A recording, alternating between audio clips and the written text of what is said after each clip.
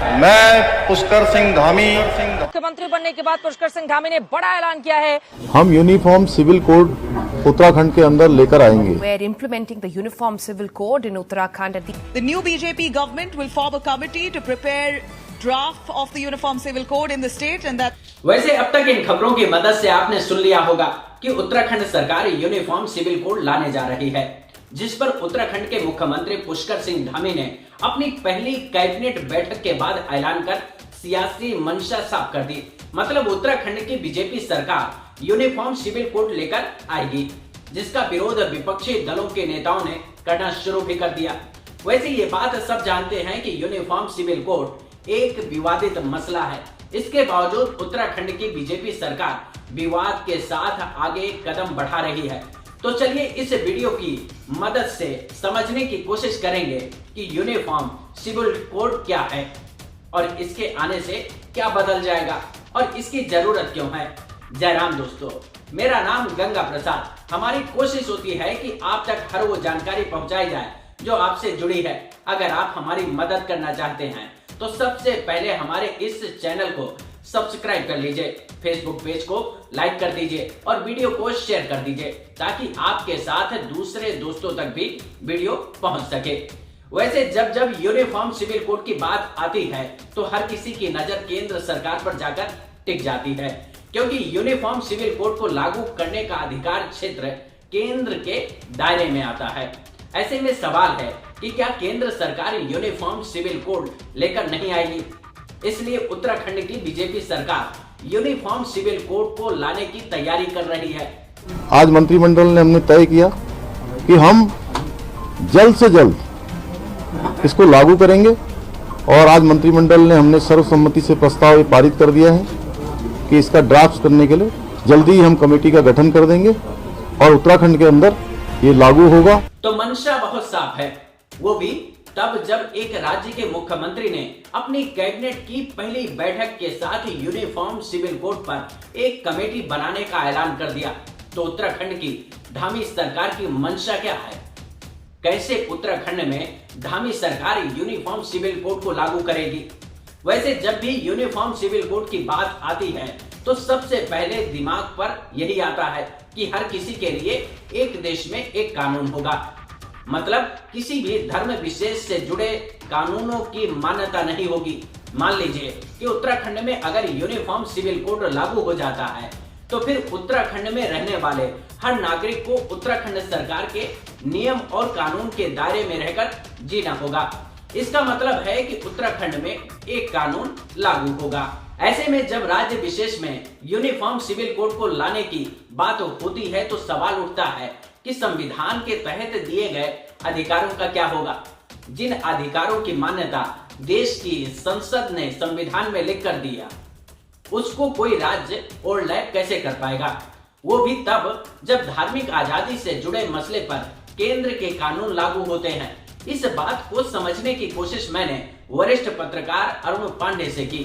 मैंने पूछा कि जब देश में संविधान का राज चलेगा, जिस बात को नेता खुद चिक चिक कर जनता से कहते हैं, उसको ओवरलैप कर उत्तराखंड सरकार कैसे इस कानून को लागू कर पाएगी। राज्य सरकार यूनिफॉर्म सिविल कोड ला नहीं सकती, वो उसके पास क्योंकि अधिकार ही नहीं है। ये केंद्र के दायरे का अधिकार है। तमाम अदालतें, तमाम ट्रिब्यूनल्स सभी केंद्र सरकार के अधिकारों से गवर्न होते हैं। इस मामले में क्रिमिनल से रिलेटेड हो, अपराध से रिलेटेड अधिकार तो ठीक है, राज्य सरकार अपने हिसाब से बना सकती है, दूसरे लोकल कानून भी बना सकती है, लेकिन ऐसा कोई भी कानून जिसके रेमिफिकेशन, जिसका असर पूरे देश पर पड़ सकता हो या देश के अलग अलग उसमें पड़ सकता हो, वो आप कानून नहीं बना सकते। जम्मू कश्मीर के मामला पहले अलग था, जो कि धारा 370 हटने के बाद और आर्टिकल 35 हटने के बाद वो भी देश के बाकी हिस्सों की तरह उसी स्तर पर आ गया। इसलिए मेरा ये मानना है कि अधिक से अधिक राज्य सरकार इसमें ये करेगी कि अपनी कमेटी के जरिए एक प्रारूप तैयार करेगी और वो प्रारूप केंद्र सरकार को सिफारिश के तौर पर भेजा जाएगा। केंद्र सरकार पर दबाव बनाने के लिए या अपनी राजनीतिक जो वादा किया है ये बताने के लिए कि भाई हमने अपना काम कर दिया। ये भी हो सकता है कि कोई राज्य सरकार अपनी विधानसभा से वो प्रस्ताव पारित करा दे कि हम केंद्र सरकार से गुजारिश करते हैं कि यूनिफॉर्म सिविल कोड लाया जाए, लेकिन यूनिफॉर्म सिविल कोड मौजूदा संविधान के दायरे में कोई राज्य सरकार अपने राज्य में ये कानून बना दे, ये कानून की व्यवस्था नहीं है। ये जब ड्राफ्ट दिया जाएगा, मुझको पूरा यकीन है कि जब वो कानूनी सलाह वगैरह के साथ आएगा तो कानूनी सलाह में भी राज्य सरकार यही कहेगी कि हमने केंद्र को सिफारिश कर दी है, अब कानून बनाना उनका काम है। वैसे इस बात को समझने के लिए आपको संविधान में लिखे आर्टिकल 44 को समझना होगा, जिसमें संविधान निर्माताओं ने लिखा कि देश में यूनिफॉर्म सिविल कोड होना चाहिए। मतलब तब बाबा साहब अंबेडकर समेत तमाम नेताओं ने एक देश एक कानून की कल्पना की थी। लेकिन 1950 में जब देश को संविधान समर्पित किया गया, तब हालात ऐसे नहीं थे कि यूनिफॉर्म सिविल कोड देश के अलग अलग धार्मिक मान्यताओं के साथ बटे समाज के बीच लागू किया जा सकता। लेकिन अब देश की आजादी को 70 साल से ज्यादा हो गए। ऐसे में बीजेपी समर्थित नेता यूनिफॉर्म सिविल कोड की वकालत करते रहते हैं। तो क्या देश को इसकी जरूरत है? इस पर 2018 में 21वें लॉ कमीशन ने जब अपनी रिपोर्ट सरकार को सौंपी तो उन्होंने सजेस्ट किया कि देश को यूनिफॉर्म सिविल कोड की जरूरत नहीं है, इसकी सोशल एक्सेप्टेंस आज भी नहीं है। वैसे इस रिकमेंडेशन को सरकार माने या ना माने ये उसके ऊपर होता है, लेकिन दिल्ली हाई कोर्ट ने एक केस की सुनवाई करते हुए टिप्पणी की थी कि देश में यूनिफॉर्म सिविल कोड होना चाहिए। इससे जुड़े अलग अलग लोगों के अलग अलग विचार सामने आते रहते हैं। जो लोग इसका समर्थन करते हैं वो लोग यूनिफॉर्म सिविल कोड की वकालत करते हैं, और जो लोग विरोध में होते हैं वो लोग यूनिफॉर्म सिविल कोड के विरोध में तर्क देते हैं। इन सब के बीच उत्तराखंड सरकार ने यूनिफॉर्म सिविल कोड को लाने की मंशा साफ कर दी। इसको लाने के पीछे सरकार क्या सोच रही है? दरअसल उत्तराखंड की आबादी करीब 1 करोड़ 10 या 15 लाख के आसपास है, जिसमें 80% से ज्यादा हिंदू आबादी है, जबकि दूसरी सबसे बड़ी आबादी मुस्लिम की है जो करीब 14% से ज्यादा है।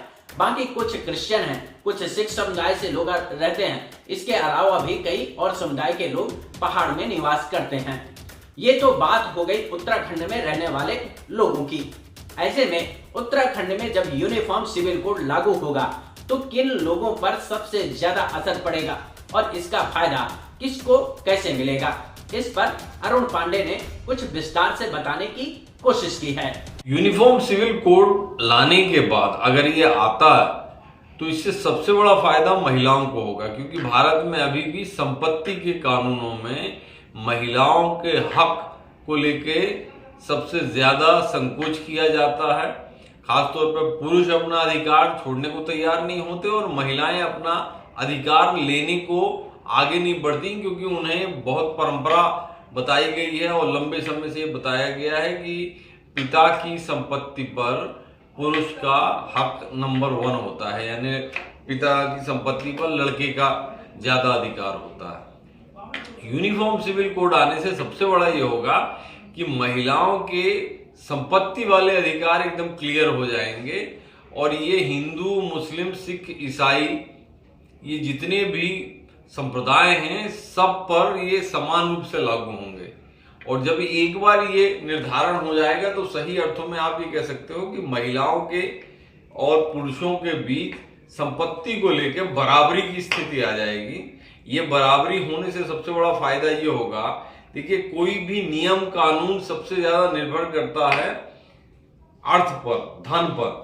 एक बार धन वाला अधिकार जब लेवल प्लेइंग फील्ड आ जाता है तो अपने आप महिलाएं और पुरुष बराबरी पर लाने में सबसे बड़ा क्रांतिकारी चीज ये होती है। फाइनेंशियली जो डिपेंडेंस है वो सबसे इंपॉर्टेंट होती है। मुझको ऐसा लगता है कि आर्थिक तौर पर और संपत्ति के अधिकार पर जब महिलाओं को पूरा हक मिल जाएगा तो पुरुषों के साथ वो स्वतः बराबरी पे आने लगेंगी और तब हम ये देखेंगे कि महिलाओं और पुरुषों के बीच अंतर बहुत हद तक कम हो जाएगा। ये आप देखिएगा कि जो अभी भी महिला और पुरुष में गाँव में या बहुत सारे लोग भेद करते हैं, ये अपने आप भेद खत्म हो जाएगा। ये पूरा ये भेद उपजा ही वहीं से है। जैसे पहले राजा महाराजा ये करते थे कि बड़ा लड़का ही राजा का उत्तराधिकारी होगा, बड़ी बेटी उत्तराधिकारी होगी, ये आमतौर पर नहीं कहा जा सकता था। 2-4 उदाहरण आपको, वो भी हजारों साल में आपको 5-7 उदाहरण से ज्यादा नहीं मिलेंगे। उस लिहाज से ये बहुत क्रांतिकारी कदम होगा यूनिफॉर्म सिविल कोड, क्योंकि महिलाओं को एक बार ये हक मिला तो पुरुषों के साथ बराबरी पर आएंगे और उससे भारत में सेक्स रेशियो भी बढ़ाने में मदद मिलेगी लॉन्ग टर्म में, आप देखिएगा। वैसे इसका विरोध इसलिए भी होता है क्योंकि कुछ समुदाय विशेष के लोगों को लगता है कि उनके धार्मिक आजादी पर सरकारी तौर पर घुसपैठ करने की कोशिश की जा रही है, उनके अधिकार क्षेत्रों को कुचलने की कोशिश हो रही है। इसलिए ज्यादातर अलग अलग धर्मों से जुड़े लोगों का मानना है कि अगर सुधार करना है तो जिन धर्मों के लोग कुरीतियों के मकड़ जाल में फंसे हैं उनको जागरूक करके बदलाव लाया जा सकता है। और अगर ऐसा नहीं किया गया, यानी कि यूनिफॉर्म सिविल कोड को थोपने की कोशिश की गई, तो इससे सामाजिक तनाव बढ़ सकता है। तो सवाल यही है कि क्या देश यूनिफॉर्म सिविल कोड को एक्सेप्ट करने को तैयार है या फिर देश के लोगों को कुछ और समय की जरूरत है। वैसे आप क्या सोचते हैं? क्या उत्तराखंड सरकार का फैसला सही है या फिर जिस कमेटी को धामी सरकार ने बनाया उसकी रिपोर्ट आने के बाद धामी सरकार यूनिफॉर्म सिविल कोड को केंद्र के पाले में डालकर शांत हो जाएगी? आपके क्या विचार हैं? क्या उत्तराखंड सरकार यूनिफॉर्म सिविल कोड लागू कर पाएगी या फिर ये सियासी स्टंट है ताकि जनता के बीच संदेश दिया जा सके कि असल में जो हमने कहा था उसको हमने लागू करने का प्रयास किया है। नमस्कार। Subscribe to our YouTube channel and press the bell icon to get the latest update.